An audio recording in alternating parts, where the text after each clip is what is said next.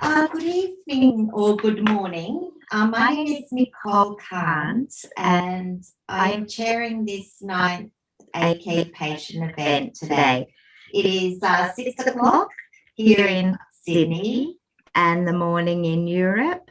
I'm not sure what time it is over in the US, if we've got any people from there joining us, but we are really grateful for you to join us today for this event.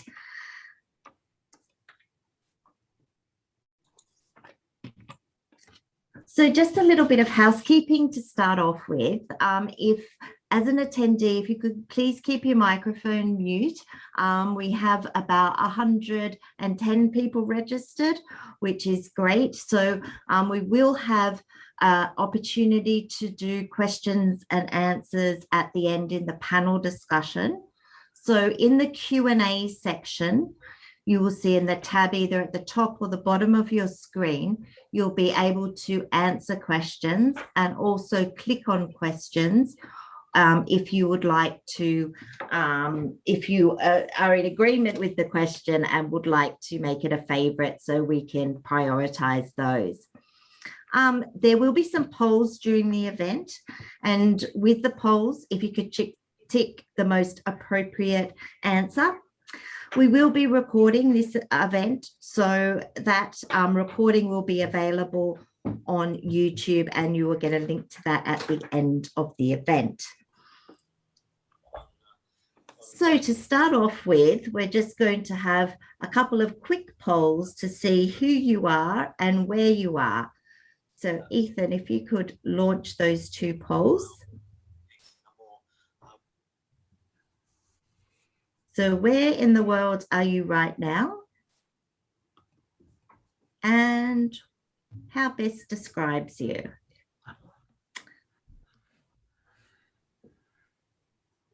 Well, so we've got a lot of people there from Europe. That's excellent.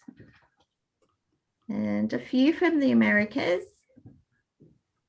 And we have about, very good. Could you end the polling there, Ethan? And let's share it. Okay, so Europe is the winner. As I thought from the registrations, we have got a lot of researchers that have registered for this event. So that is great to see the interest. We've got about a quarter of our participants as acanthamoeba patients and carers, and we hope that we'll be able to spread the recording so that we can get to more people following this event. So 10% clinicians, and we have had some regulators at our events before, but this is the first time we've had some industry here, and it's lovely to see those people along today. So if we stop sharing those results and move to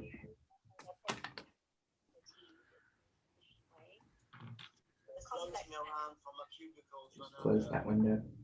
Close it. Okay, so I'll be giving a brief introduction about these events and how they came to be and what's been happening for the last 10 years in the research program that I've been looking after.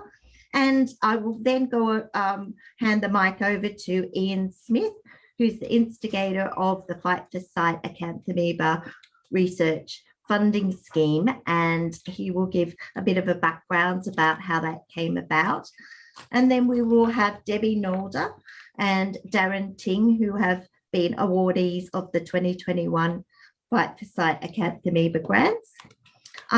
Then it will come back to me and I'll introduce Professor John Dart, who many of you will know, one of the preeminent ophthalmologists in acanthamoeba. And we're delighted to have with us as well Juliet Phyllis Sinclair Spence, who is a acanthamoeba advocate, and she will give us the patient perspective. And then at the end, we will have the panel discussion, and that will be facilitated by Irene Akeshis, another very active patient advocate. So on the right here, you can see an image from our 4th AK event in 2015. And we are hoping that we can get back to in-person at some stage, but it is great to be able to do these virtual events, and maybe in the future we'll do more sort of hybrid events so that we can interact with more people around the world.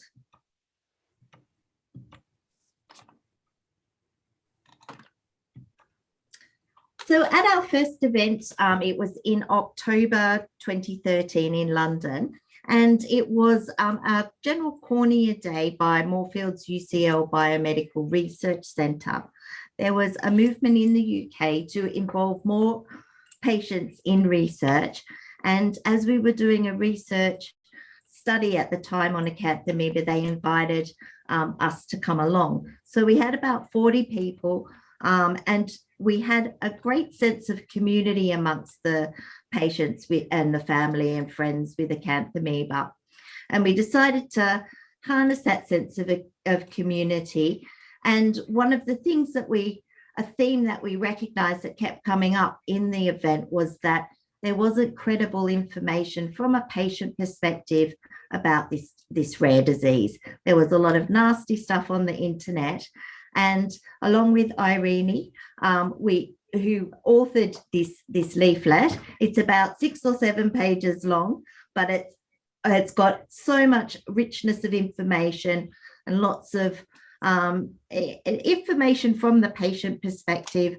And it was Moorfields Eye Hospital put it up as a way to do a perfect case of how to involve patients and to really get to what supports patients in terms of the information that they need about their disease. So Irene was already doing a lot of her own advocacy at the time, or involvement in research, and she had lobbied the British Contact Lens Association to take notice of this no water symbol that she had designed. So when she was diagnosed with acanthamoeba, she was talking to people and realized that there was not very much information out there about the dangers of exposing contact lenses to water. And the British Contact Lens Association, Catherine Chisholm was the head at that time, took that on board and produced these stickers, their right and left stickers with the symbol. So we've been able to harness that spirit of the BCLA and Irene's drive, and through connections with Loretta Scotzer-Flynn at the American Academy of Optometry, it is now produced in the US, and just last year they launched it in Australia. The beauty of it is that one of the beauties of it is it can be designed for the different cultural environments that it's in. So Irene has been able to, give that ownership over to people to be able to use it in the way that suits the country lifestyle. And we were very grateful and excited when we got results of a randomized controlled trial, 200 contact lens wearers, half of whom had the sticker on their contact lens case and half of them didn't. And we found that after 6 weeks of seeing that case with the sticker on it every day, the patients with the case with the sticker improved their water exposure behavior. Now, it's very difficult in a 6-week period, especially, to change people's behavior. And we were delighted to see that this simple no water graphic was making a difference. And that study was sponsored by Alcon and has been talked about all over the world. So that's really great research into practice. So at the AK event in London, I was, starting out with my research at Moorfields Eye Hospital, and I was very ambitious. There have been a lot of facets to the research that I've been doing. So I've been looking at the host immune response to infection, and we've been doing that via DNA, tears, the proteins in your tears, as well as taking swabs from the surface of the eyes to look at what the cells are doing. And most of that research has been published, and the findings have been set about to go on to further research to translate into practice. We've also, if you are one of the patients in the studies, will remember collecting water samples. So we've done that study in London, and that was sponsored by the BCLA. And we also did that in Sydney and found acanthamoeba is everywhere. There's about a third of our domestic sinks, whether you're in London or Sydney, whether it's summer or winter, that are colonised with acanthamoeba. We did a big case control study in terms of risk factors and found that contact lens solution that was on the market in the UK was responsible for an increase in the number of cases of acanthamoeba, and that was removed from the market because of the research, and that was picked up by over 50 news outlets. So it really did get a lot of traction, which was great. And one of the things that I'm particularly proud of is that from doing the work with the patients, I understood the effect of acanthamoeba on people's quality of life, and that I've presented that work at 3 conferences, and it's now under review as a publication. So it's that's been really rewarding to see. So coming back to Australia, I returned back to Australia in 2015, and I'm back at the university where I did my PhD and also my undergraduate. And I have a thriving research team of mainly PhD students, and we're looking at 3 spheres of acanthamoeba research. One is looking at contact lens behaviours. That's Stephanie and Adam there. They're second-year PhD students, both optometrists. And as you can see in that top picture, on the internet, particularly YouTube, there are some terrible things that you'll see that people do with their contact lenses in their cases. It's boiling them up in a soup. So we're trying to understand what type of information people are getting. And Stephanie's doing that, and Adam's looking at, how might we be able to change the messages that people are getting? What might we take from psychology that we can change, how people are forming habits, etc. The host immune response work is going strong, and this image in the middle is an image, what we call a heat map of the metabolites in people's tears, and these are people with infections and people without, and you can see just how many little proteins and molecules are in the tears, and how that can lead to understanding of what's going on with the pathogenesis of infection. Underneath is a piece of cornea that has been sliced through, and you can see there the different colors indicate different immune cells, and we're trying to understand how they're working and interacting, particularly with the microbes. And then on the right, we've got 2 PhD students who are looking more into the microbiology. So that's Hari and Binod, and Binod is looking at the organisms that live inside acanthamoeba, and believe it or not, that occurs. And Hari is looking at labeling acanthamoeba with different nanoparticles to try to help them light up a bit more. At the moment, he's doing that in a dish, but in the future, hopefully, that can enhance things like confocal eye scanning, which probably most of you patients have had done at some stage.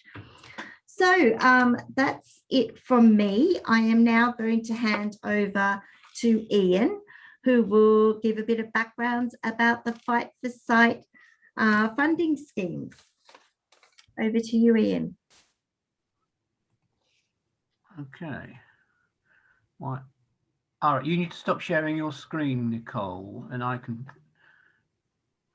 start sharing mine. Okay. Here we go. Right. So first thing I want to do is just thank Nicole and her team over in Australia for sort of putting on this event. We were originally planning to do something separate, and it seemed to make a lot more sense to bolt the 2 things together with Irene, with Nicole's regular annual meetings, which I've been to a few of. So a bit about me. I'm 5 years ago. I was suffering still with AK. I consider myself one of the lucky ones in that I was clear of infection in about 5 months. No serious physical long-lasting effects. I say physical because I think as time goes on, I find I have some sort of psychological legacy of my AK experience, but that's perhaps not an unusual thing. Because of my positive experience, which I put down mainly to getting diagnosed quickly, I was interested to see what was being done in terms of improving diagnosis, treatment, and information about AK. And Nicole's meetings helped with that, but I was sort of surprised to find there was no sort of dedicated fund to raise money for it. So I just decided I would try and do something myself. That was 3 years ago. Took a while to find a way to do that, and here's where I give a big plug to Fight for Sight, who came forward and basically said they would partner me us in this. That's interesting, isn't it? There we go. So we've been running the AK Community Fund, as we call it, has been running for effectively 2 years, and from within our members, who are patients mainly and their friends and family, mostly communicated through the 2 Facebook groups that are running the which are listed, are named there, the Global Support Group and the international one. Those 2 people from those 2 Facebook groups have been the mainstay of this fundraising. And Fight for Sight very kindly agreed to match our first 7,500 with money from their own funds. So that meant that we got to over £25,000 quite quickly. That's including gift aid. For those of you not in the UK, donations from within the UK can qualify for a tax top-up, basically, which is what gift aid is. So we had this money coming in, and we then had to decide what we're going to do with it.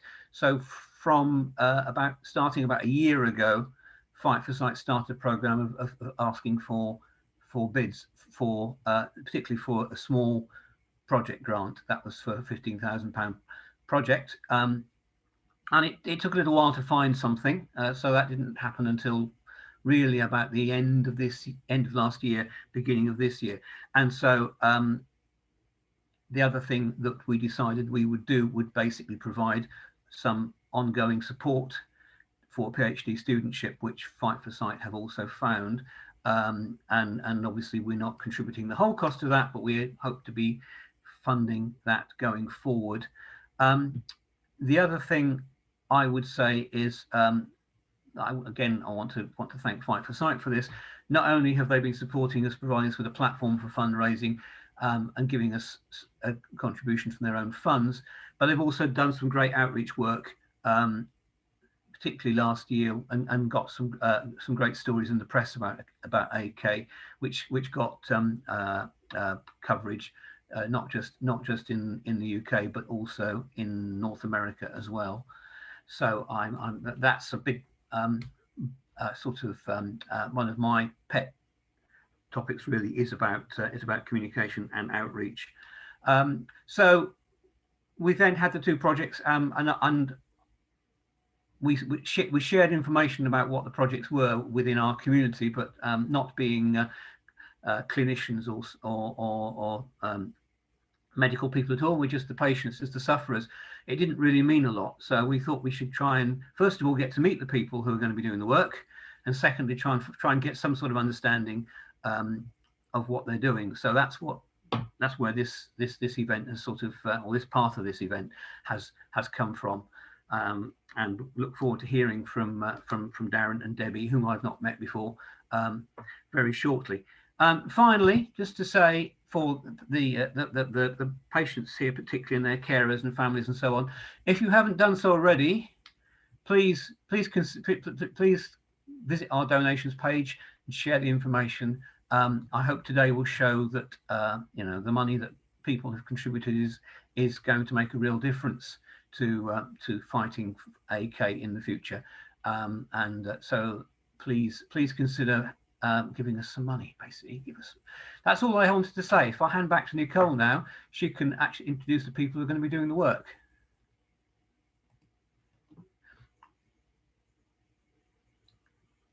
You're muted. You're muted.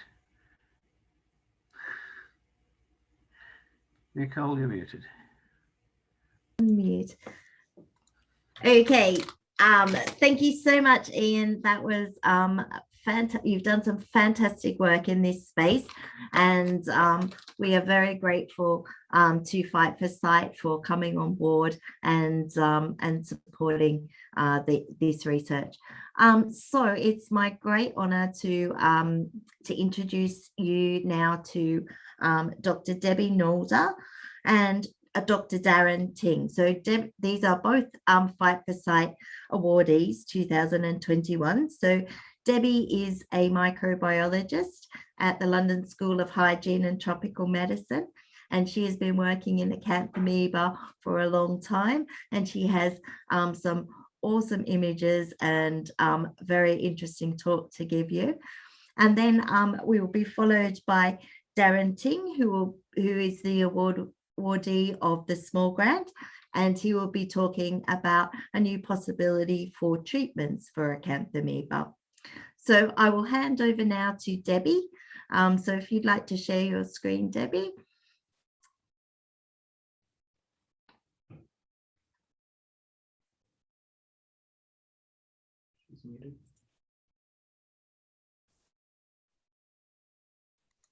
Okay.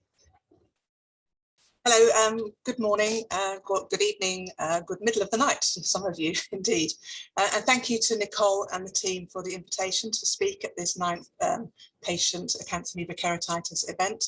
I too have been to several of the previous events, and it's inspired us to keep going and to apply for the funding. So thank you very much to Fight for Sight also for funding the PhD studentship that we were hoping to start later in this year. So my name is Debbie Nolder, and I work in the Diagnostic Parasitology Laboratory at the London School of Hygiene and Tropical Medicine. And we've been working here on Acanthamoeba for more than 20 years in a diagnostic capacity, and latterly in a research capacity on a sample archive that we've created. So I'm just going to, okay. So I'm going to talk about the pros and cons of the approaches that we use for diagnosis and why we think it's important to do the algorithm that we use. I'm going to focus on how we classify species type, and I'm going to show you some awesome images. I've seen Alamau in the chat saying it's a beautiful organism. It is indeed a beautiful organism, and certainly not for the disease it causes. Towards the end of the talk, I'm then going to talk about what we're hoping to achieve through the PhD student with funding from Fight for Sight.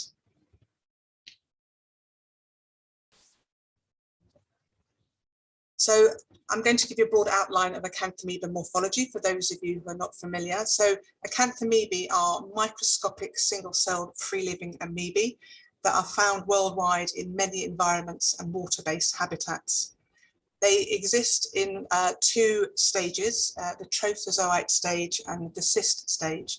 So on the left, there's a picture of a trophozoite. This is the motile and feeding and dividing stage, and it's responsible for the sort of some initiation of the immune response in the eye. So defining features of the trophozoite include a contractile vacuole here, which is very refractile when you look at it down a microscope. And this contractile vacuole is involved in osmoregulation in the parasite. The other defining feature for Acanthamoeba is these formations of these acanthopodia. These are spiky protuberances that form on the pseudopodia as the Acanthamoeba is moving in culture. The cyst here shown on the left is the dormant resistant stage of the organism, and it comes, as you'll see shortly, in a wide range of shapes and sizes. In terms of what we need to know about what we're going to be describing the cyst is two-walled. It has an outer ectocyst and it has an inner endocyst here. The two walls of the ecto and endocyst are separate except for the point at which they meet to form an operculum, as one shown here. And this is an exit point for the trophozoite when the cyst exists in culture. So the cyst shown here has got is almost a square. So this is the endocyst is square, and it has 4 opercula, 1, 2, 3, 4. So species descriptions that we use are based on the morphological descriptions of the ectocyst and the endocyst and how many opercula or arms that the cyst has, more of which, and I'll cover that later. So for our diagnostic service, we prefer to receive a clinical sample, that's a corneal scrape or biopsy is our preferred sample, and we prefer it to be submitted in sterile distilled water or in saline, because this limits the potential inhibition that we get from some transport media. We also look at corneal swabs and corneal washings.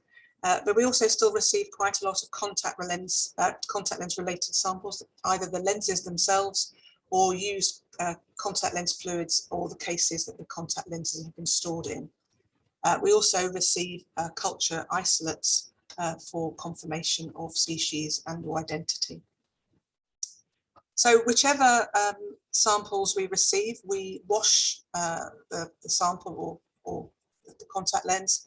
And if necessary, we rinse the container. We still receive a large number of samples where you have a tiny amount of volume in a very large container.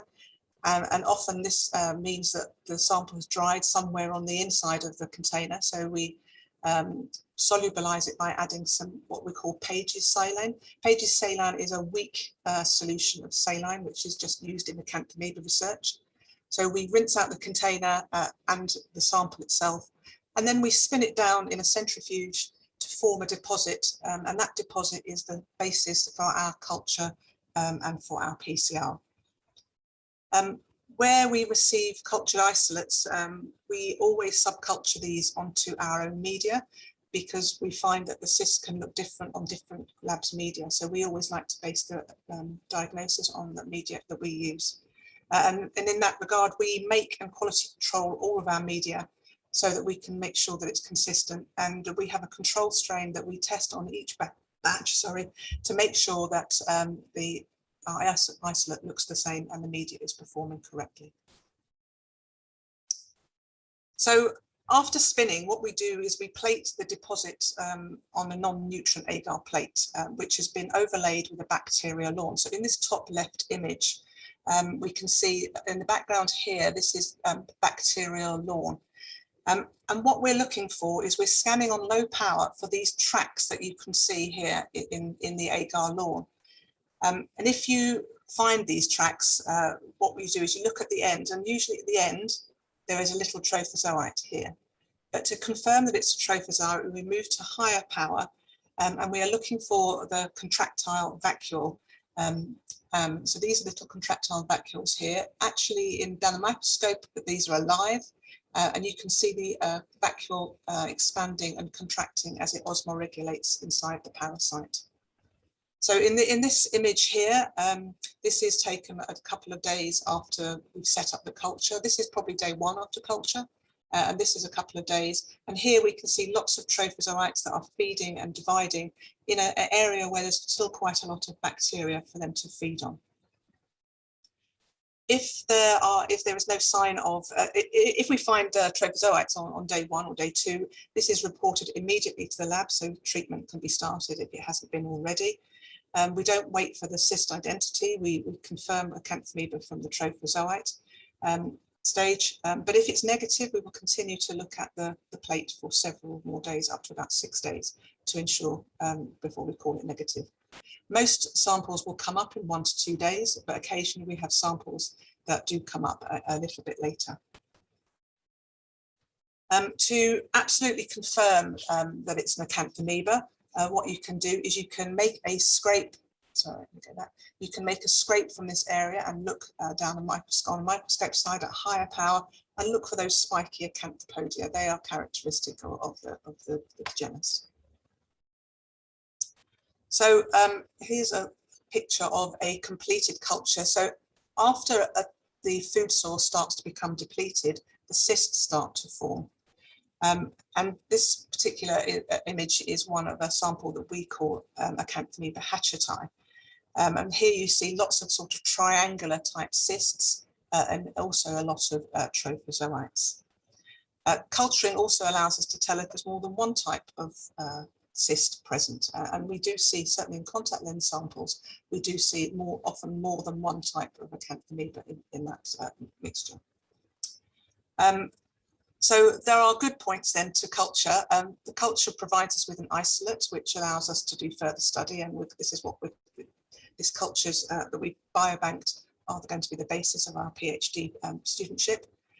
We can use them for further studies, but you also wouldn't see, if you just did a molecular method, you wouldn't see that you necessarily had a mixed infection, which potentially could quite be important. So there are most labs now don't just do culture. In fact, most labs have in fact dropped culture, but it is a useful, very useful technique still. The issues that you might get are that some isolates just don't grow. And sometimes this can be because the patient has received antimicrobial treatment, which has rendered the cyst static or inactive, and they just don't come back out again. Another reason is that some isolates are very difficult to culture. Some of the strains have much more fastidious requirements for temperature, for example, or food source. Another problem that we see, and it's particularly in contact lens case samples, is that we have fungal contamination. Fungal contamination prevents the maturation of the cyst forming process, and it means that we can't identify to any sort of level. However, our superstar scientific officer, Rich, has been working on cloning organisms from the edges of cultures using antifungal agents, and we're managing to save the Acanthamoeba isolate from being overgrown by the fungal in the culture. And we need to be able to do this to isolate the Acanthamoeba for our biobank.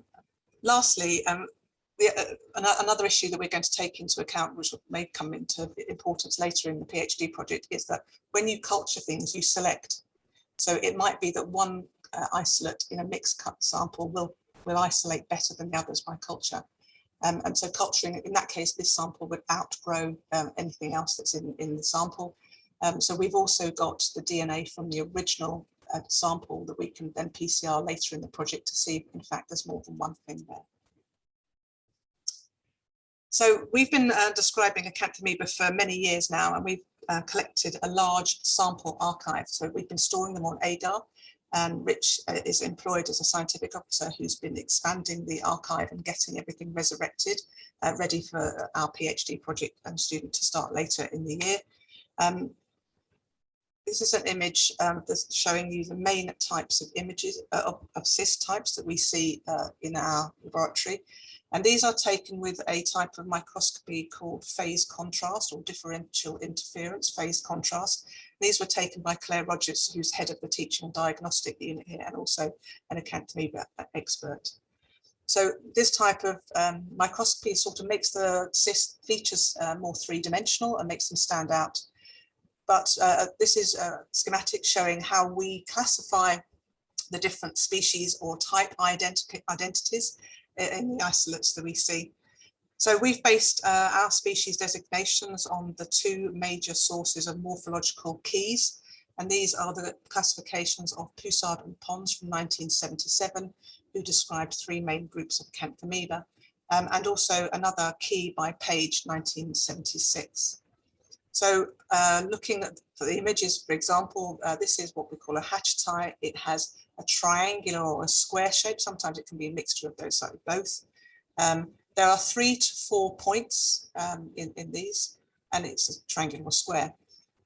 This can morph into a sort of more stellate organism with 5 star shape, and so 5 points that touch the exocyst.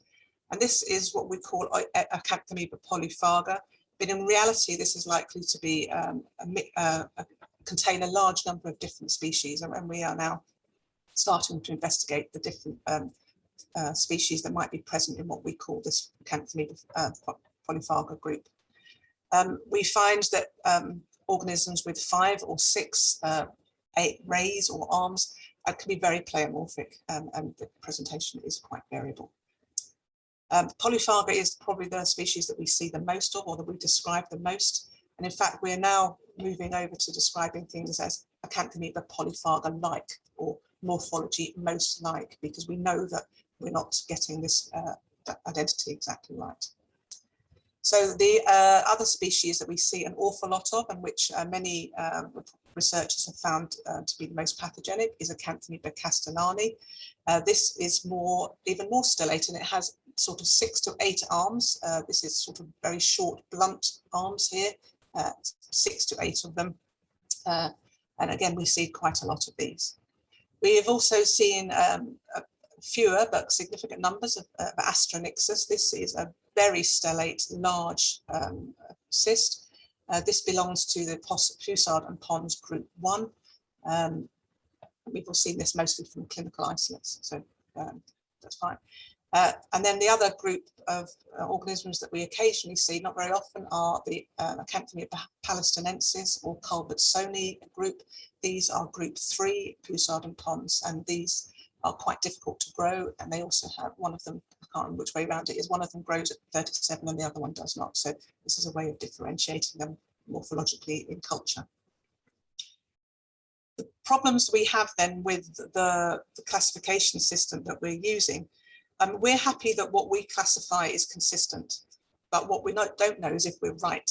And so because we're basing it on these classification systems, we found, looking in more detail, that some of these species types are described from only one isolate. And also people have used non-standardized culture systems, and we know that these organisms look different on different culture systems, and so we don't know that everyone's doing the same thing. And this has led, we think, to misidentification of isolates in the various sample repositories. And so different researchers are calling things differently and then basing genetic studies on these different organisms, and it's created a little bit of a mess. And we've looked at a couple of isolates from biobanks, and we don't agree with what they've called them morphologically. And so this has led to us wanting to investigate our samples further. So moving on, in addition to the culturing, we also do PCR. We introduced the PCR in response to requests from senders to reduce turnaround time. We wanted to increase throughput. And of course, the idea is to get greater sensitivity. So the images on this page are different screens from a single output PCR. For those of you who are not familiar with PCR, it's a way of amplifying a specific piece of DNA, in this case, Acanthamoeba DNA, to make it detectable. So two Acanthamoeba specific primer sequences copy DNA from any Acanthamoeba DNA present in the original sample. And this is amplified or repeated many times to increase the signal for detection. We then, in our system, have a fluorescent probe in the reaction mix or the ingredients to which will allow us to detect the DNA. And the point or the cycle at which the DNA is detected is related to how much DNA was present in the original sample. So the image top left shows positive PCR results here. So these are some positives here and here that are for the extraction and assay controls that are in each run. So the amount of fluorescence that we're detecting, which is on the left-hand side here, and we also have on the x-axis here, we have the number of cycles it's taken before we're able to detect that DNA. And when samples are reported by PCR, we report this figure here, the point here at which this sample crosses this threshold. So this one here is sort of 25, 26. And this one here is sort of over 30.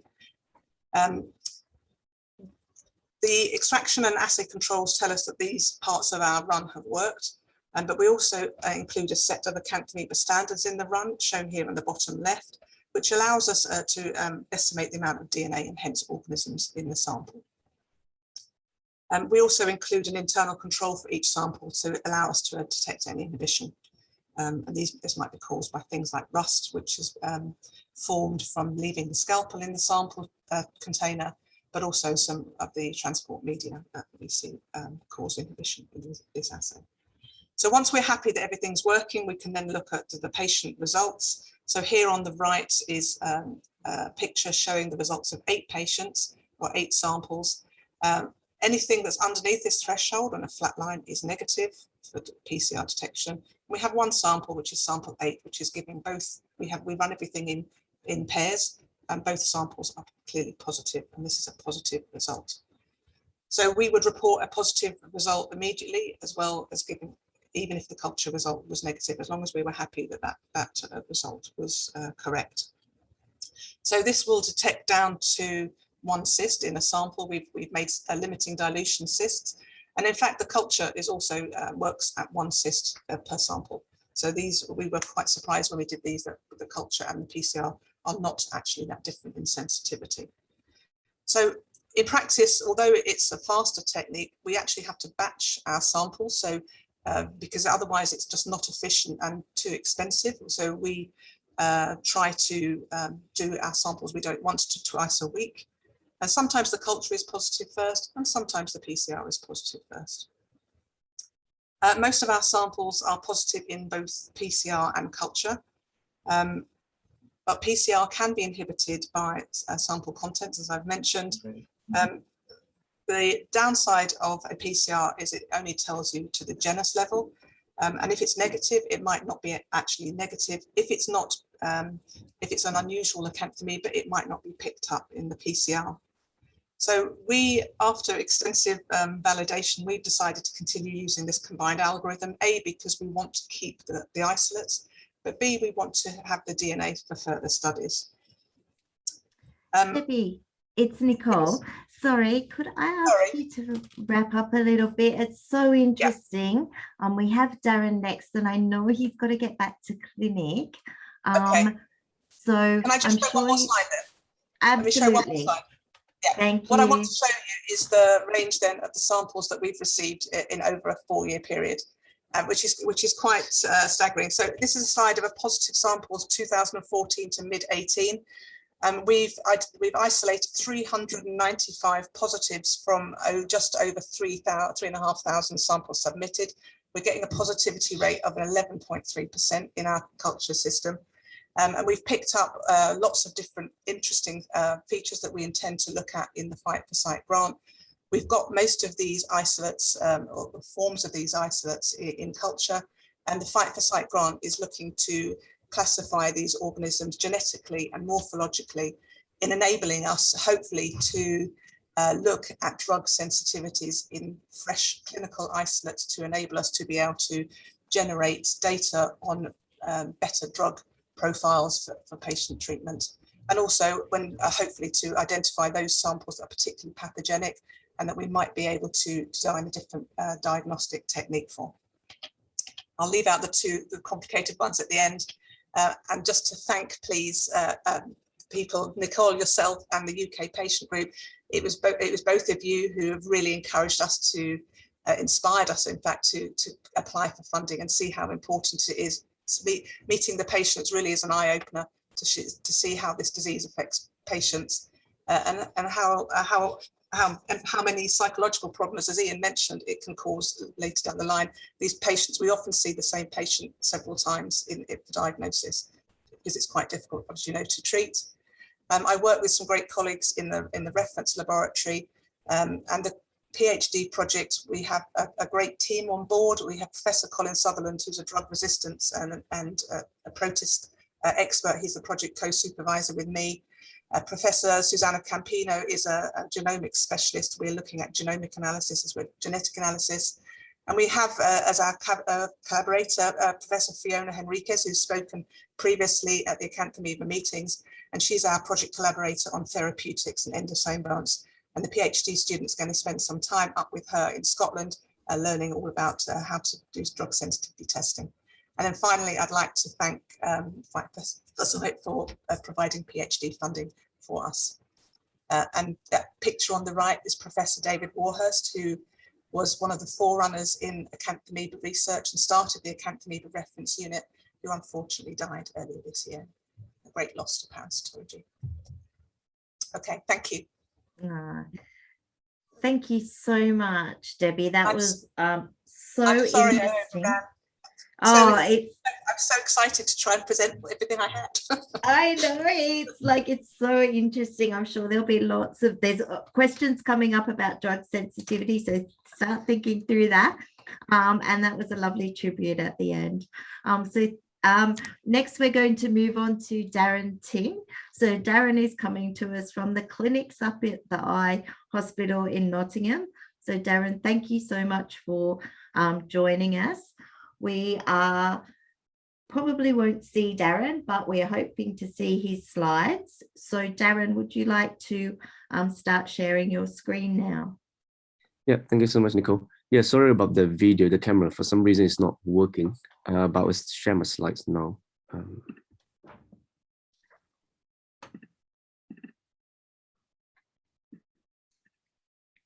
Can you see my slides? Yes. Okay. Hi, good morning, everyone, or good evening to the people on the other side of the world. So my name is Darren, and I'm currently an MRC 5-Foresight clinical research fellow and an ophthalmologist as well. It's a great pleasure to be here today speaking about my proposal on developing a new antimicrobial therapy for acanthamoeba keratitis. And before I start, I would like to thank Nicole for organizing this very important event. And also I would like to thank 5-Foresight who has been kindly supporting my early research career through various fellowships and also more recently the Acanthamoeba Keratitis Spore Grant Award. And I would also like to thank my collaborators on this award, which includes Professor Dua, Professor Chan, and Professor Al-Shika. So in this presentation, there are 3 parts to it. I will first talk about the brief background of acanthamoeba keratitis, and then I will highlight a few clinical case scenarios to highlight the current clinical challenges that we face in the clinic, and also a very brief outline of my proposal and the aim of how I'm going to utilize this small grant. So cornea is the transparent front window of the eye. It acts as an important frontline defense against injury, infection, and irritants. And it also acts as the most powerful refractive structure of the eye. In fact, it contributes to 2/3 of the total focusing power. So you can imagine that if there's any injury or infection to the cornea, it will affect the vision significantly. And also it's a very highly innervated structure in the body. It has 300 to 600 times more sensitivity than the skin. So you can imagine that if it's damaged, it will be extremely painful. And I understand the patient who have acanthamoeba keratitis will understand this aspect. So acanthamoeba keratitis is a serious cause of parasitic corneal infection in both developed and developing countries. It is a potentially sight-threatening and extremely painful disease because it also tends to target the nerve. If you see the picture on the bottom right, where it's highlighted in red, the white lines, and that's the nerves, and you can see there's inflammation around the nerve area. So that's one of the characteristics of acanthamoeba keratitis. And the current challenges of acanthamoeba keratitis includes the lack of awareness, the delay in diagnosis, limited treatment options, and drug toxicity associated with the current acanthamoeba treatment. So here's a question. Among all types of corneal infection, how common is acanthamoeba keratitis? So would you like to have a guess?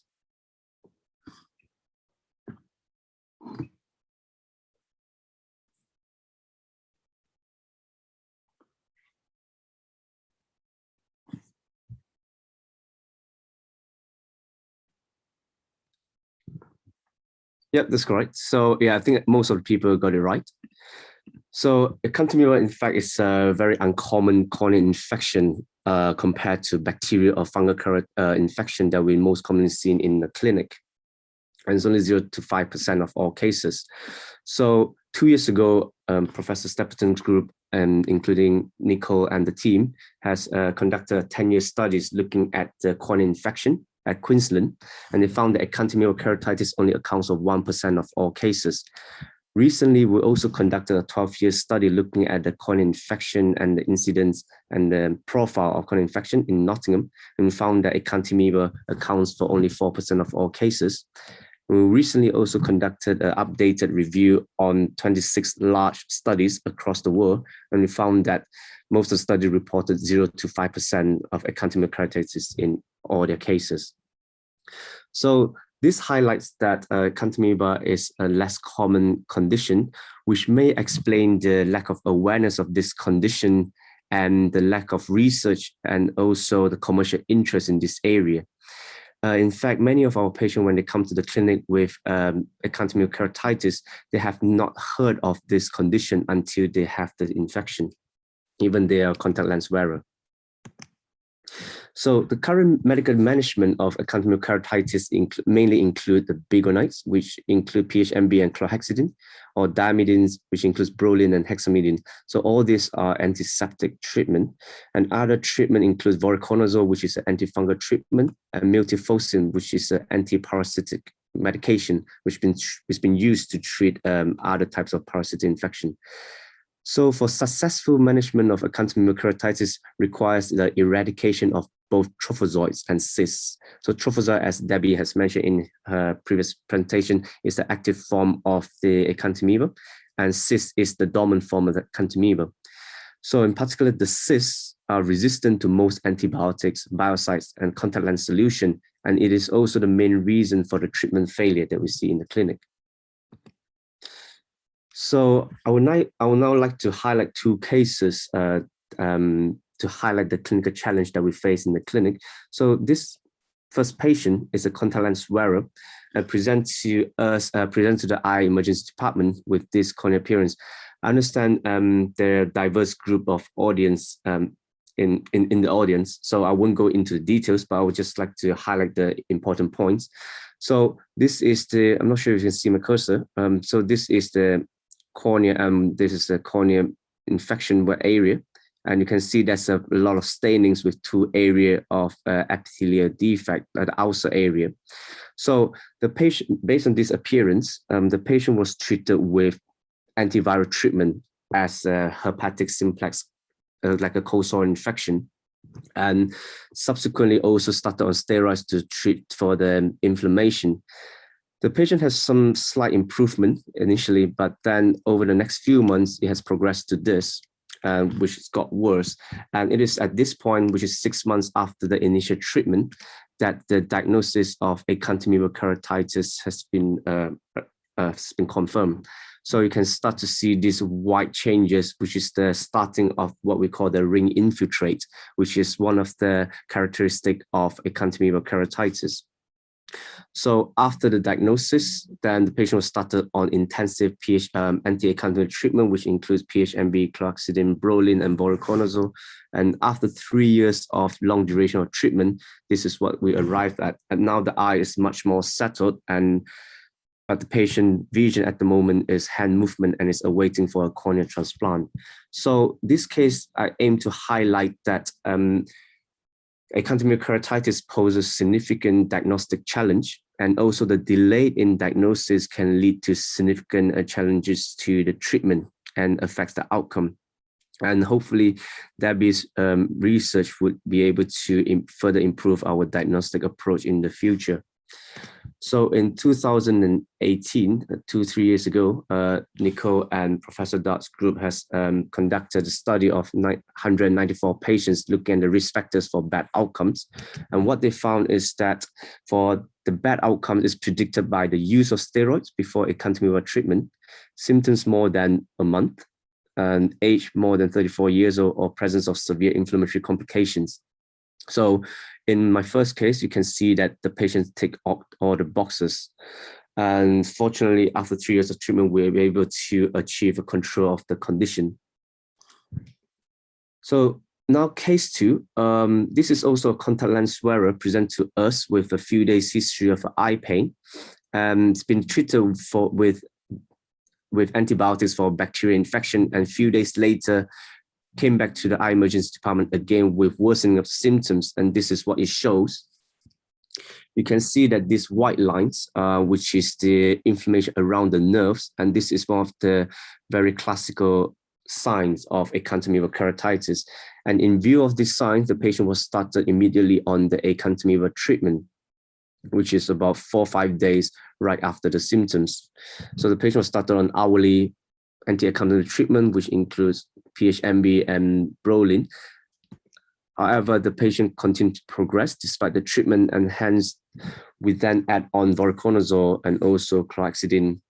And we also increase the strength of the PHMB from 0.02%, which is a standard, to 0.06%. So despite all the treatment, so after 1 or 2 years of treatment, the acanthamoeba infection has resolved. However, it has also led to further complications such as corneal vascularization and also a very dense cataract, this brown area, which is the cataract, and also a bleeding inside the eyes. And we believe it's associated with the toxicity of the drug due to long duration of treatment. And subsequently, the patient had the cornea graft, due to the dense cataract and the raised pressure in the eyes, and went for the semi-urgent corneal graft. And the eyes is quiet at the moment. However, the vision remains at the counting finger, possibly due to toxicity to the optic nerve and the retina due to long duration of treatment. So this case aims to highlight that sometimes, even despite timely diagnosis of the condition, and with the current therapeutic or with the current treatment options, we're still not able to eradicate the infection quickly enough. So now my second question is, which of the following medication is licensed for treating acanthamoeba keratitis? So licensed medication refers to medication that has gained marketing authorization from regulatory body.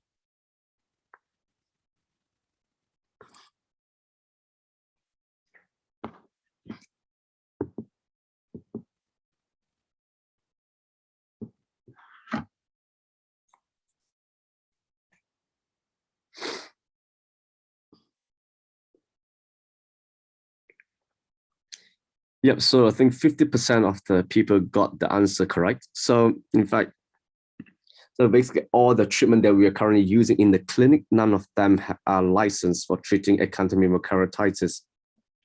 One of the main reason is because first thing is the rarity of the condition. And secondly is that to gain license, you need the clinical trial to systematically examine the efficacy and safety. And because of the low number of patients, this is one of the difficulties, and also the commercial interest. If this is a relatively rare condition, then the industry partners might not be very interested in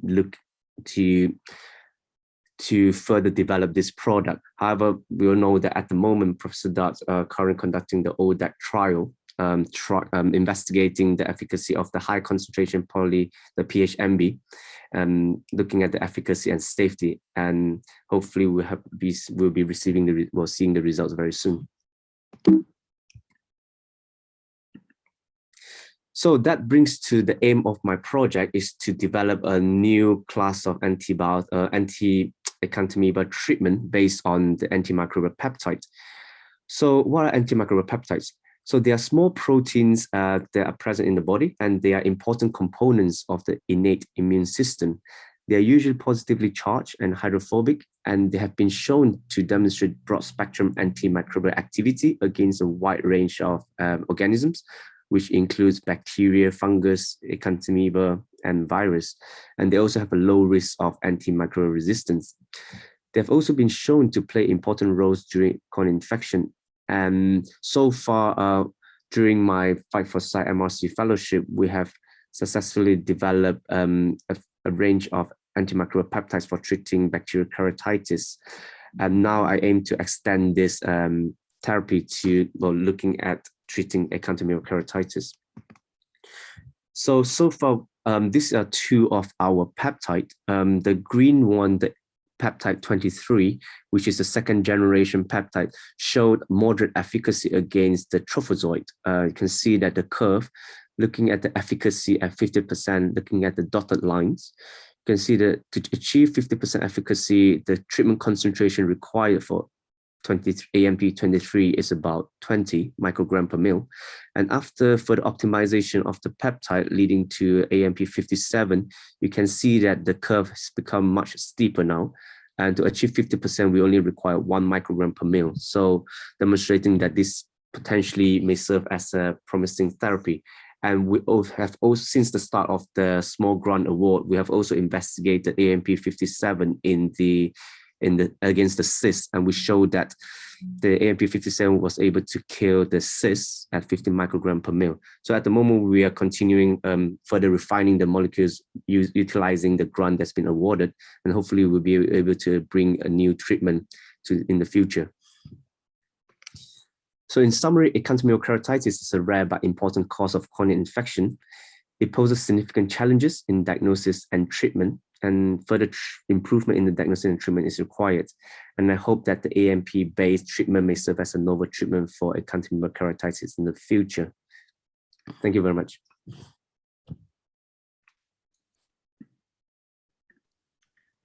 Thank you, Darren. That was fascinating. You know, in this area of antibiotic, the problems with antibiotics, it is great to see that there are new treatments out there, and especially that result that you've got with the cysts, because that's really the problem, you know, in terms of the treatments, isn't it? So that segues us lovely now to John Dart, who is probably the most eminent acanthamoeba keratitis or keratitis clinician globally. And he, as Darren was saying, has been running the ODAC clinical trial. And I see we have some people from SIFI on the line, which is lovely. So John, could I hand over to you now? Yes, thanks, Nicole. Thanks very much for asking me, and thanks for organizing this meeting. A very complicated thing to get together. And it's nice to see everybody. I haven't met Julia before. It's nice to see her, and very nice to see Irene again.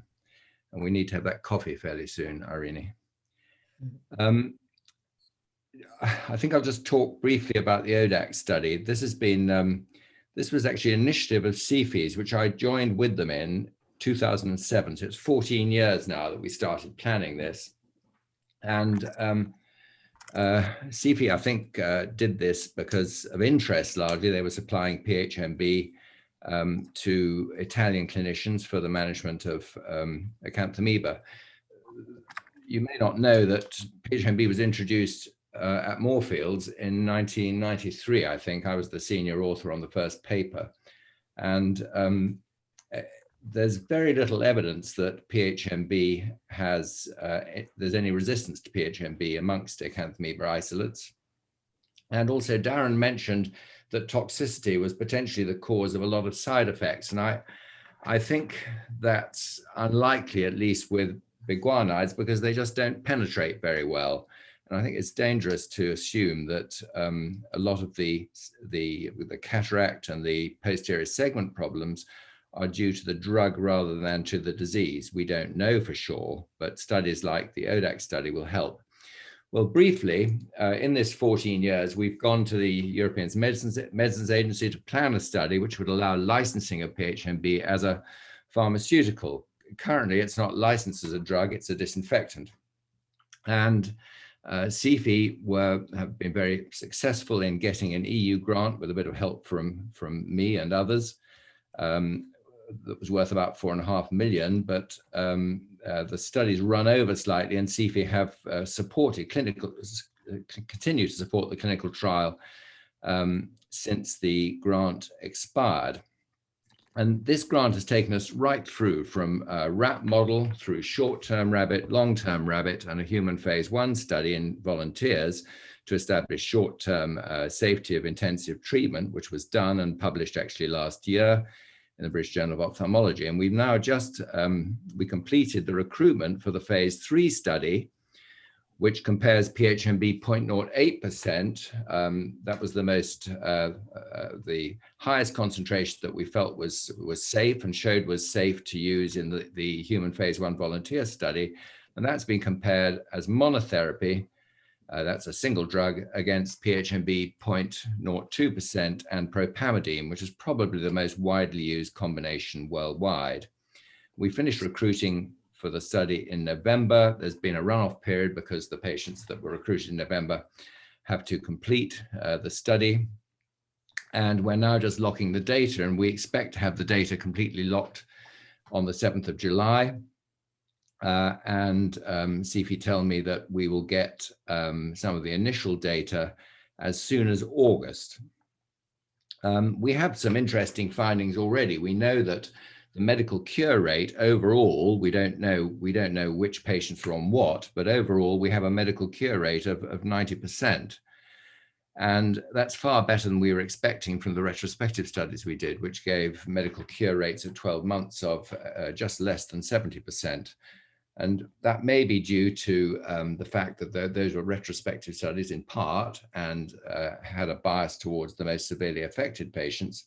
But it may also be due to the protocol that we used, which is very prescriptive for the study. We didn't want people just splashing the drug around any old way, which is what has been happening. And there's a tightly specified policy for the frequency of the use of the active drugs and for the management of the steroids, which are two of the most difficult problems in dealing with acanthamoeba keratitis from the clinical perspective. So we hope to have some data by the end of the year. We're planning several studies. One, to look at the protocol.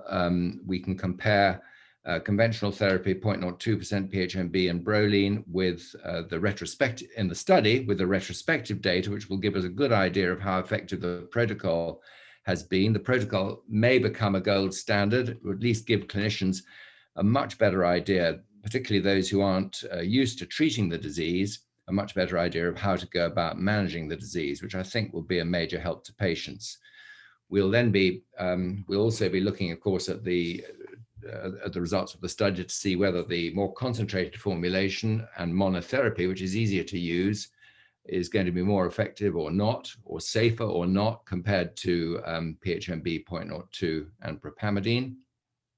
And we also have studies planned to compare our data with the retrospectively studied data from the Netherlands on chlorhexidine 0.02 and propamidine, because chlorhexidine is being very widely used now. It's a bit easier to get hold of than PHMB. And we have a couple of other studies on diagnostics and clinical signs planned. On top of that, I've been involved in some smaller studies. One that Nicole's been involved with, we're just about to get the data out from, which is the study of acanthamoeba, risk factors for acanthamoeba in daily disposable lens users. And an analysis of the data shows that you've got about a 30%, it's about a threefold higher risk for reusable lens wearers than daily disposable lens wearers. So daily disposables are about 30% less, they have 30% less risk of getting keratitis than reusable lens wearers.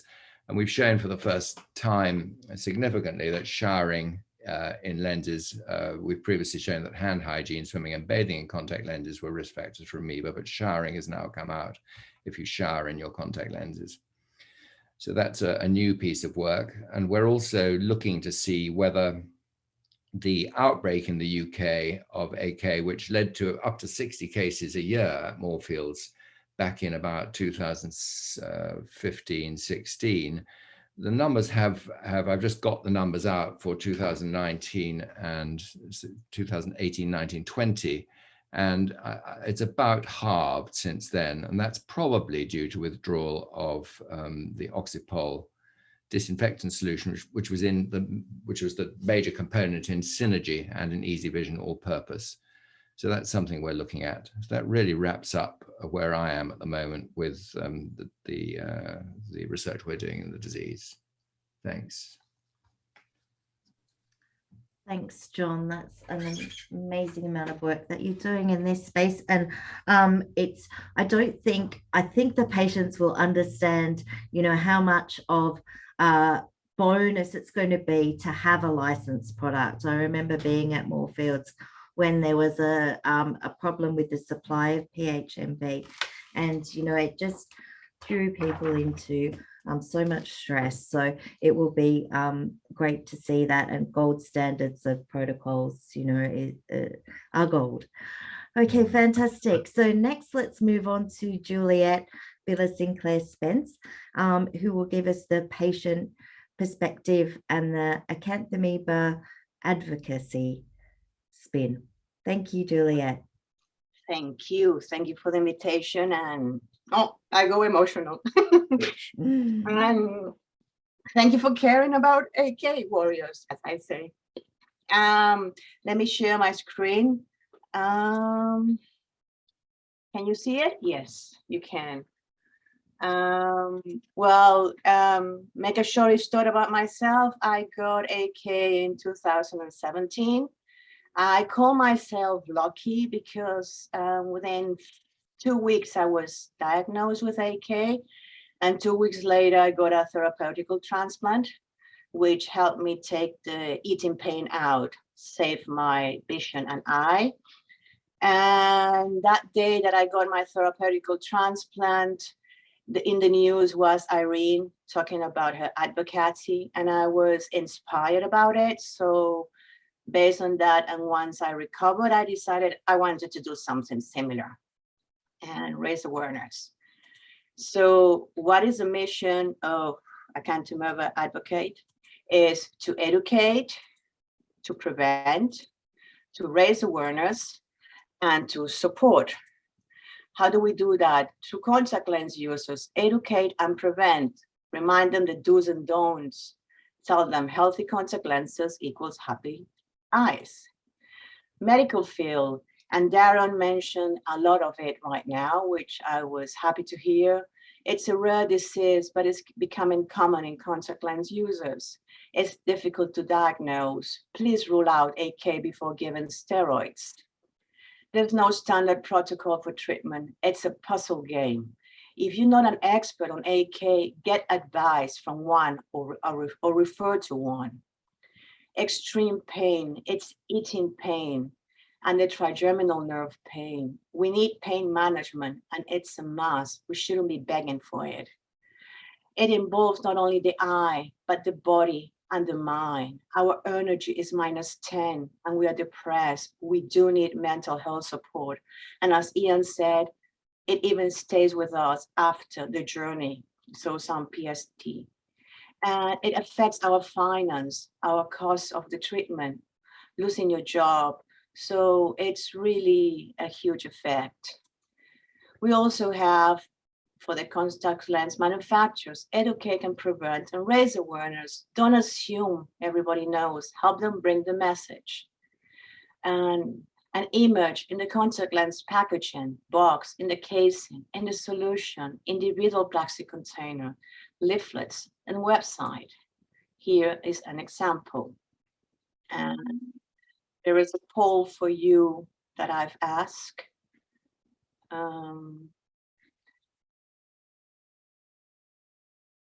Oh, sorry, that was before. Were you told the do's and don'ts when getting your contact lenses? I would like to know for those AK warriors who were told or not. Let's stop the poll. And see. No, so imagine 65% were not told on the do's and don'ts, and that is still happening. Thank you. Can we move to the next poll? Have you been misdiagnosed?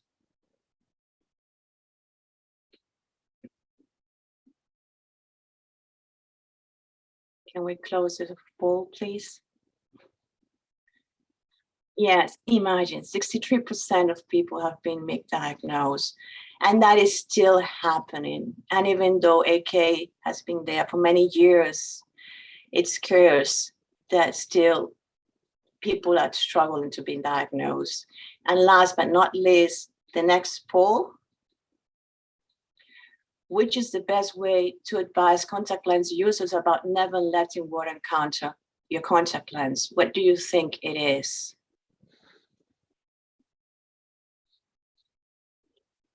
Can we stop the poll?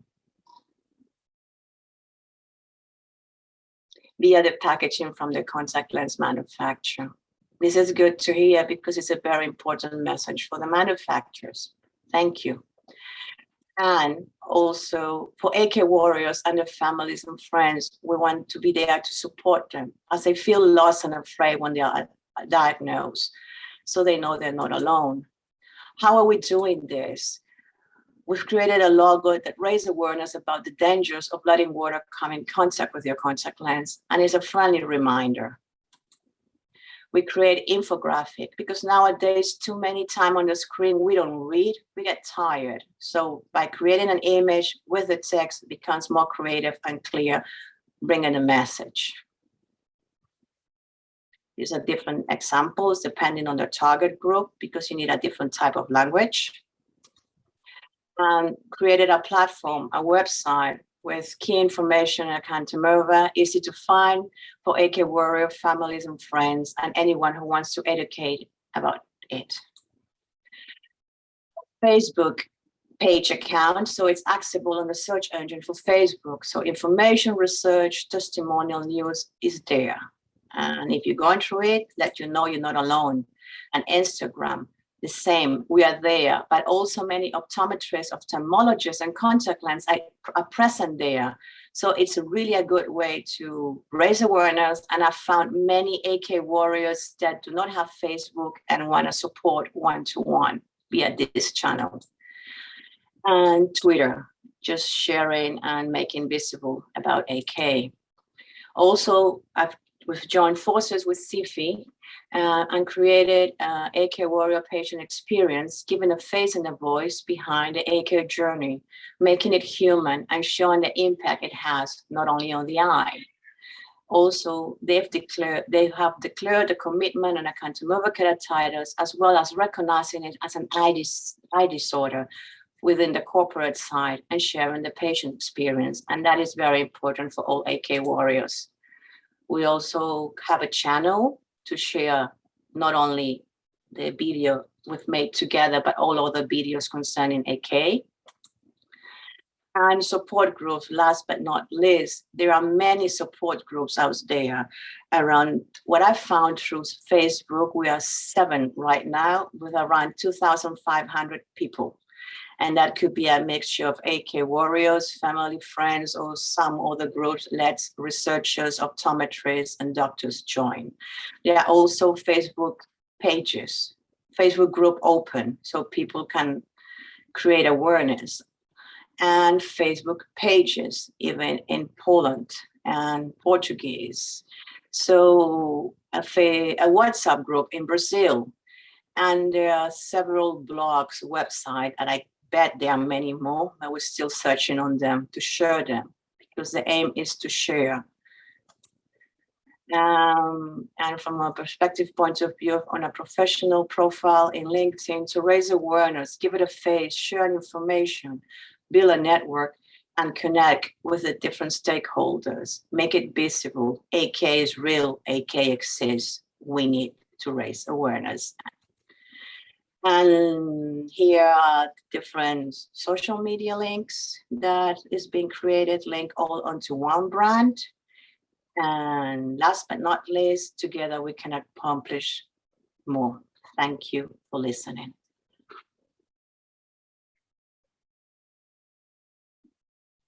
Back to Nicole. Thank you, Juliet. And you are certainly getting the word out. I had a researcher here you've inspired to get online as well. I think he probably didn't know what Acanthamoeba was before, but he came across you on LinkedIn and he asked me, do I know this person? I said, do I what? So you're doing a fantastic job. So that's great. So thank you. Now we are going to move to the panel discussion. We are running a little bit over time, but we will continue for, I think, at least 20 minutes, maybe up to the full half hour. We'll see how it goes. So I hope that you can stay with us. And I will introduce you now to Irene Akeshis, who I've known since 2013. And we have had a great collaboration in raising awareness and working together in Acanthamoeba research. So Irene, over to you. Brilliant. Thank you. Thanks, Nicole. Thanks, everyone, for being here. Thanks to Juliet for sharing all of the things that she's trying to do to keep AK on the radar of people that otherwise wouldn't be aware of it. And thanks to all the speakers John, Debbie, Darren, your work is so important to us, and we're so grateful for the opportunity to meet with you and to sort of find out what you're up to. We don't understand all of what you share with us, so but we do our best. And I also just want to sort of say, when I first got diagnosed, getting diagnosed with AK was quite an isolating experience. There were the Facebook group that I joined back in 2011 had 33 members in it at the time, and now, as Juliet says, there are thousands of people connecting with each other and talking and sharing experiences and providing support, offering tips of how to live day to day with AK, and that's everything from sort of, you know, tips on practical stuff to do with driving or showering when you've got AK and your eye is really poorly, or, you know, various other bits and pieces. So there's this whole load of practical support that just wasn't there when I got diagnosed, and now is, and that's a remarkable thing. We're all sort of connected in this weird digital world that we're all in, but there's also been loads of progress from initiatives like Ian's, you know, just wanting to make change and wanting to do something differently, wanting to stop people from going through what you've been through, and sort of facing the horror of diagnosis and treatment with AK, no matter what your outcome. And the patient group, that, you know, many of the patients who are here today and lots of the people who've joined us over the years have done extraordinary and remarkable things, you know, using their skills and drawing on those to either provide support to patients or write letters to their MPs. Last year we had a question to the Minister for Public Health in the UK Parliament about AK and about warnings on contact lens packaging. These are all initiated by, you know, remarkable individuals who are trying to make change. So I just sort of want to thank and congratulate everybody for everything that they're doing. All of it, no matter how small, you know, you think it is building the case for people to pay attention to AK and to start to fund it, as Fight for Sight are doing, and also research it, and so we've got to keep this going. We've got to keep up the good work and make sure that we continue to speak to each other and communicate with each other and share our experiences and ask questions. So anyway, that was my little sort of thing of thanks. I just also wanted to give you the chance to sort of ask some questions of the experts that we have here. So only a couple of questions have come in via the Q&A in the chat, so I'll start with those. But if you've got any other questions, no matter how sort of big or small they are, please do ask them. Now is the chance to do so. So I'm going to try and I'll start with this one. It's a question for Debbie, if that's all right, Debbie. So it says, I think it's from Chris, and it says, what sort of drugs are you going to be screening against these isolates, since there is no agreement for therapy for AK?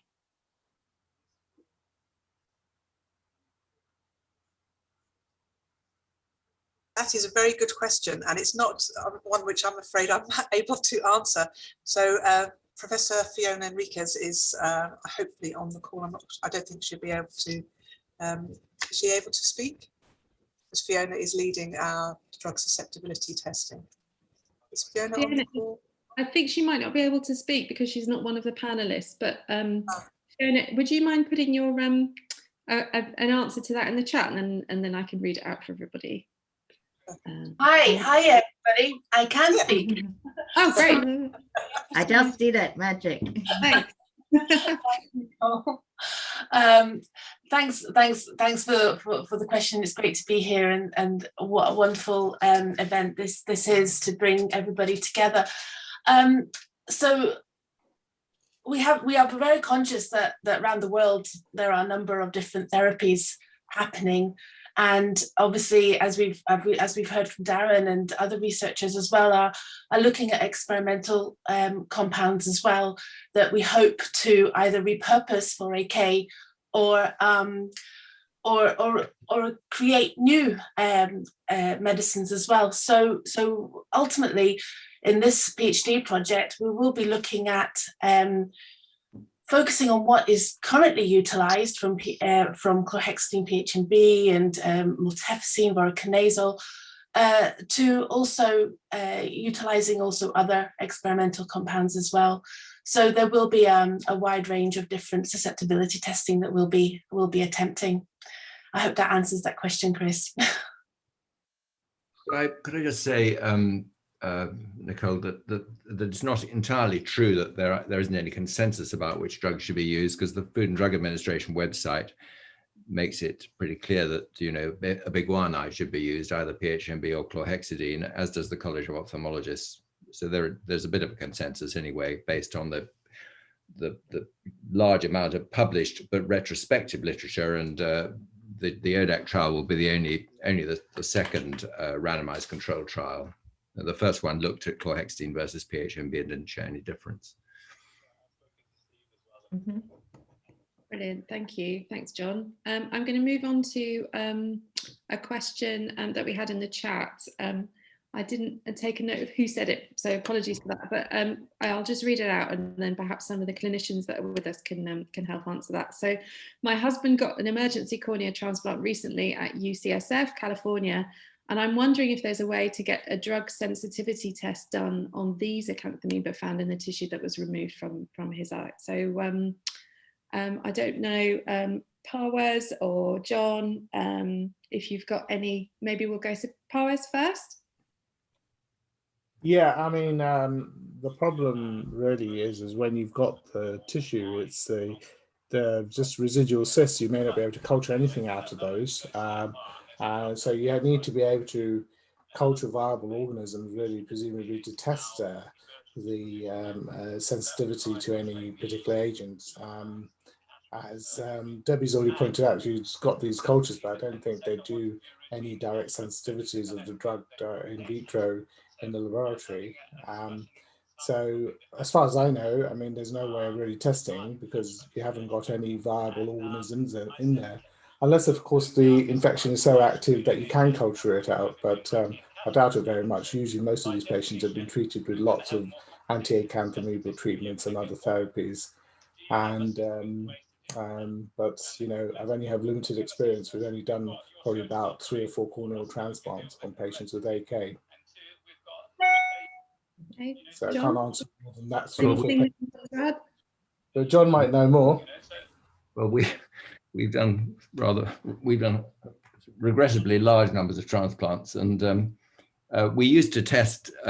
We published a paper actually on true resistance, where we cultured organisms, and we didn't find, in patients with relapses who had got better and then got worse again, and we'd recultured amoeba after weeks or months of treatment. We tested against the drugs we were using at the time. That was with Simon Kilvington in Leicester, and we published I think we had 10 cases like that out of about 200. That doesn't mean that some of the other cases didn't have deep-seated organisms we couldn't culture, but we didn't find any resistance to the biguanides we were using. I can't remember what we found with the other drugs, although prior to that, we tested patients with severe disease. This was published years ago, and we tested them against a panel of organisms, and we found that propamidine, which we were using at the time and was one of the first drugs introduced for amoeba, that there was resistance to propamidine in vitro. Of course, in vitro and in vivo don't always add up, but the evidence to date is that there was resistance to propamidine, that's Broline, but not to biguanides. And there's no convincing evidence that there's been resistance to biguanides from any studies yet. And we think that the problem, at least I think, and so do some others, that the problem is due to poor penetration of those drugs into deep tissue in advanced cases. And there's a rabbit model, which is an ex vivo rabbit model, and no PHMB penetrates through the rabbit cornea into the culture solution underneath the cornea. And we showed that, and it's been published since by Michael Thiel in Switzerland. So there hasn't been enough done on penetration, but it's not very good. And I think that's the principal problem. Yeah. So I guess, one of the things that we're trying to do, John, is also like look to our chemistry colleagues and see if we can, improve the penetration of drugs, with nanoparticle carriers and those sorts of things. So, hopefully we can do better delivery in the future. The molecular envelope technique that we've been using for another drug for anti-scarring therapy sadly isn't going to work for PHMB, but I've only been working with one group on that. One of the things that I think that Debbie, you made a point of, it's really important that when we're getting samples that we're getting the culture as well as the PCR, because the PCR is, not able to be cultured and kept as a resource for the future. And so if we, have more drugs and we want to do different sensitivities or look at how amoeba might be changing in the environment, for example, if we don't have the organism, we're not able to do those follow-up tests. Debbie, did you want to make a point there? I was just going to say that, I don't work on drug sensitivity testing, but the morphological differences and the growth characteristics are so very different between the organisms. I'm hoping that we can find some differences that will translate into drug effects on the therapeutic side of the project. And of course, these are fresh clinical isolates. A lot of the drug sensitivity testing has long been done on very long established reference strains. And so we're hoping that we might see some differences in the current clinical isolates. We've got about 150, 200 isolates ready to go. Are they new isolates, Debbie? So new versions of I've been collecting this since about 2010.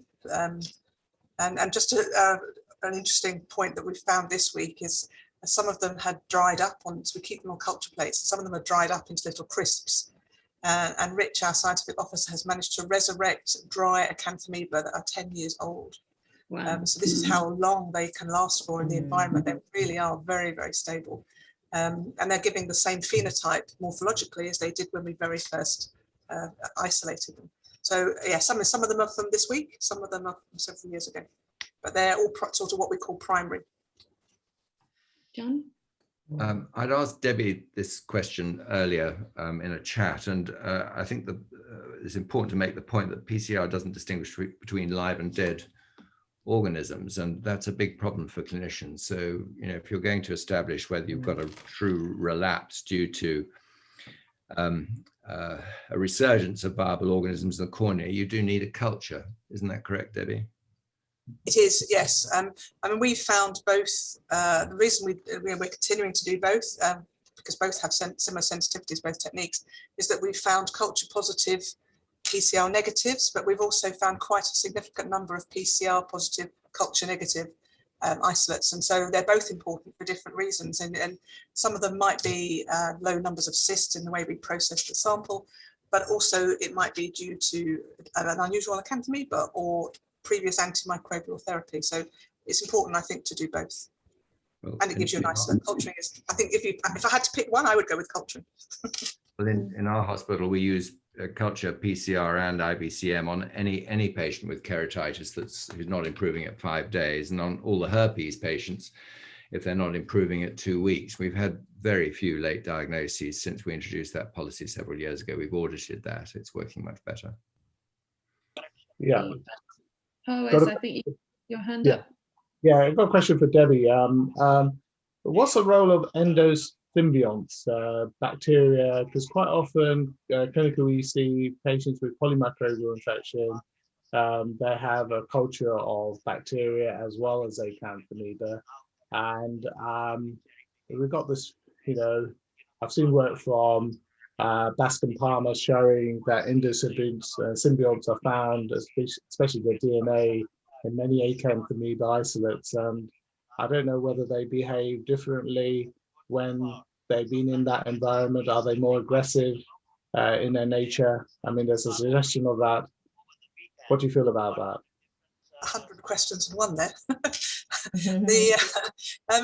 We're hoping to look at this as well, especially through genomic studies where we can subtract the Acanthamoeba DNA and see what else is there. We don't identify endosymbionts at the moment, but we do have the primary DNA sample. So we hopefully would be able to look at prokaryotic, certainly bacterial endosymbionts. We do know that there are some bacterial contaminants within the culture, or whether what happens is the Acanthamoeba are feeding on the bacteria, so they become endosymbionts. But if the Acanthamoeba become unhappy, they'll then chuck them back out into the media. And so we do also, I'm sure these endosymbionts are affecting the way that the Acanthamoeba are being grown. We had a very Sphaerita, which is an odd fungus. We had a really interesting sample a couple of weeks ago, and it was causing real problems for the Acanthamoeba. And then suddenly the Acanthamoeba seemed to assimilate it and chucked it out and then carried on growing. So there's all sorts of interactions that are really interesting. And I'm sure that that impinges on the drug testing and the drug treatment as well. So we have a PhD student who is investigating that. He's in his second year now. Vinod, he's listening on here. And we had 13 samples from India, Acanthamoeba isolates sent over, and 9 out of those had bacteria in them. So we're sequencing them to see what types of bacteria, and looking at them in various ways to get a better handle on that. Just to sort of add from patient perspective as well, I had, during my course of disease, I had 3 different bacterial infections, I think it was, John, during my infection. And one time I remember you saying that it was a really random bacterium, and we were just absolutely baffled as to how it had got there, and perhaps it was already in the amoeba before it got in my eye. So yeah. Okay. You've learned to live with various environmental bacteria, so you do find strange bacteria in these. And hopefully, Nicole, we can, during the course of the PhD project and afterwards, we can collaborate and share samples, because the hope is that our samples will become a biobank that other researchers will have access to. It's quite a lot of work for us to try and maintain these isolates in any shape or form, and the hope is that they are going to be used to benefit everybody.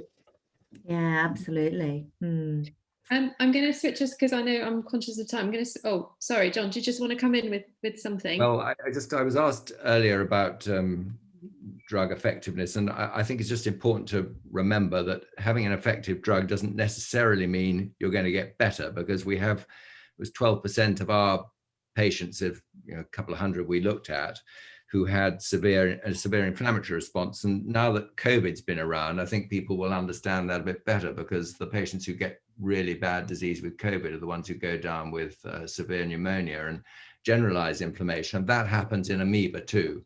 And it can be independent, as far as we can tell, from having viable organisms in the tissues.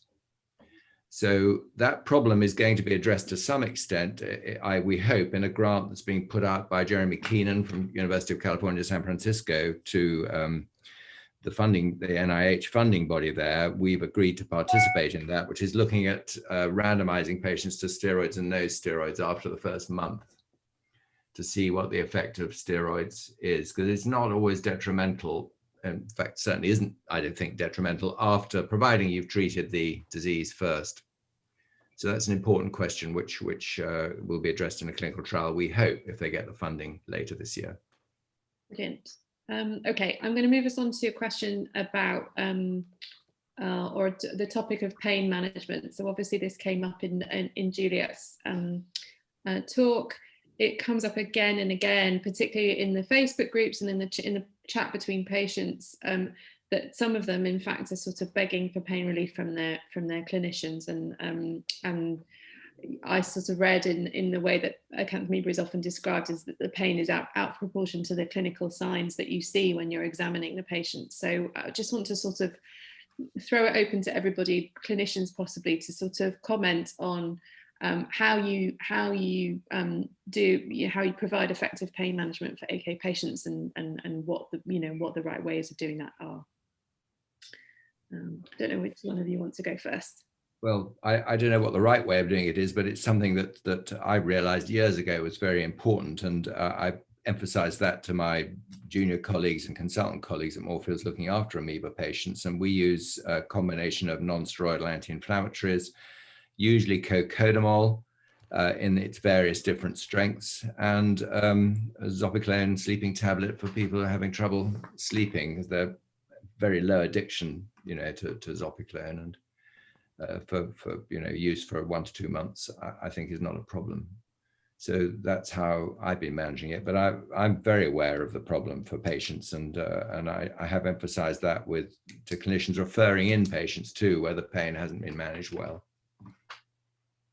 Thanks, John. Powers, have you got a comment Yeah, on I that? mean, very similarly. I mean, the pain relief obviously is very important, and the non-steroidal anti-inflammatories, I generally use diclofenac, slow release, 75 milligrams twice a day. That seems to be quite, well, it takes an edge off the pain.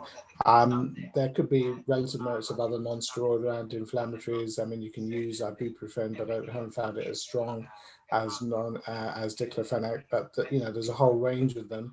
Haven't actually tested each individual one to see which one each person responds to. But diclofenac seems to be quite effective, and the issue comes is whether quite a lot of the pain is whether it's a you know, neurogenic type of pain, and whether you should use a neuroleptic such as gabapentin or pentagabin. Haven't used it that much, but 1 or 2 patients have got it from their GP and found that it might be helpful for them. Quite often I use the pain and the sensitivity as a suggestion of activity of the disease, because when it's very intense, it suggests that something is still going on, and whether there's an inflammatory element there, and whether the patients need some topical steroids. So those sort of things are sort of flags really for how patients are getting on. But invariably, for many patients, you know, no matter what you do, the pain is there and it's constant and is nagging, and patients can't get to sleep, and they'll probably have to take some sort of sedative to get them to sleep overnight. So this is very difficult.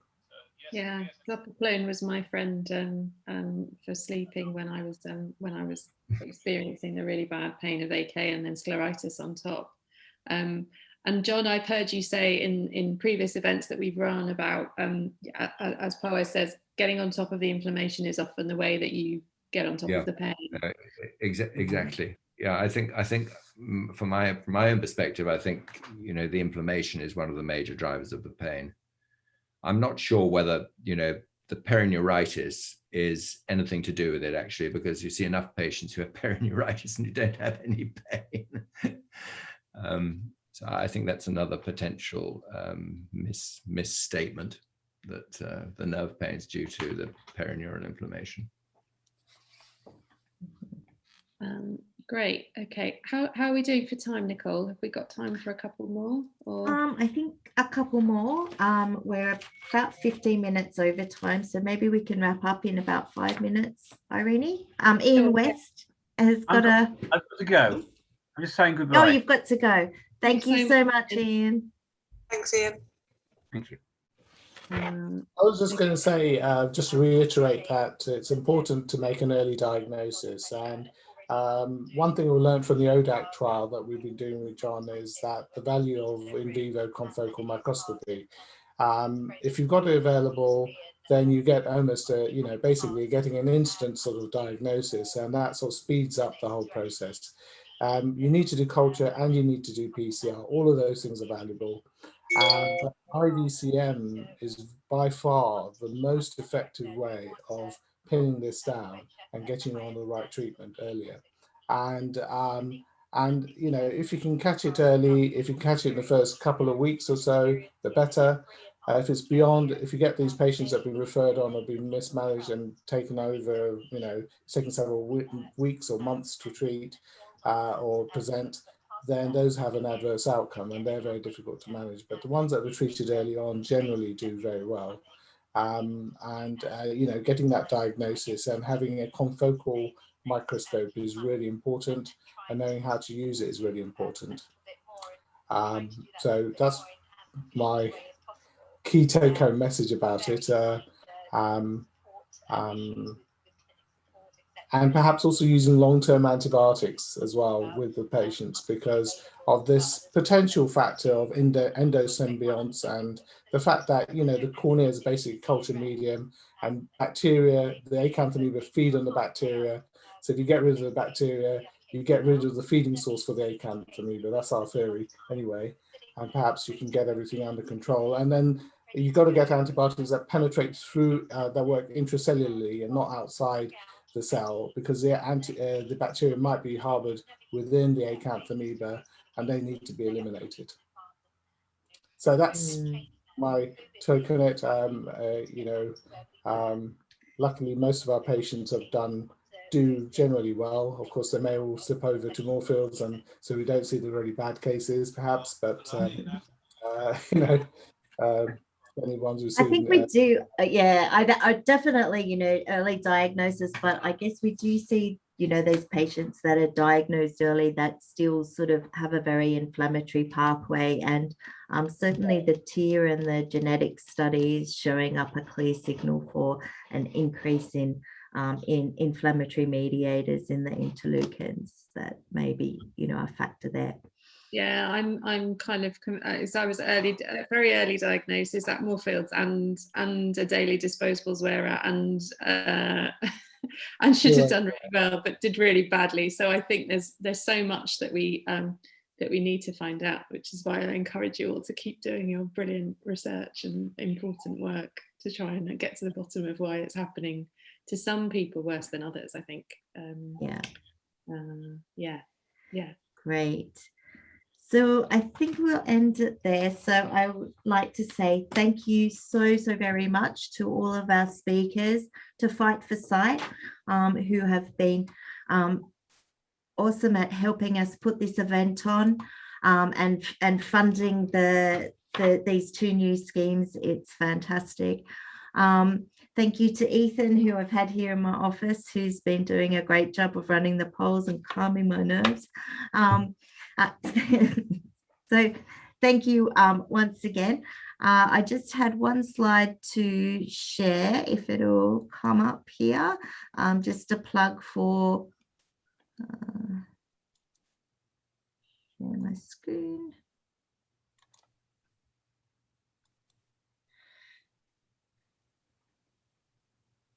We'll just have it in that view, but that's my email address there on the screen. So I'd love to hear from you if you are interested in any research ideas or getting involved in the research as a patient or a carer.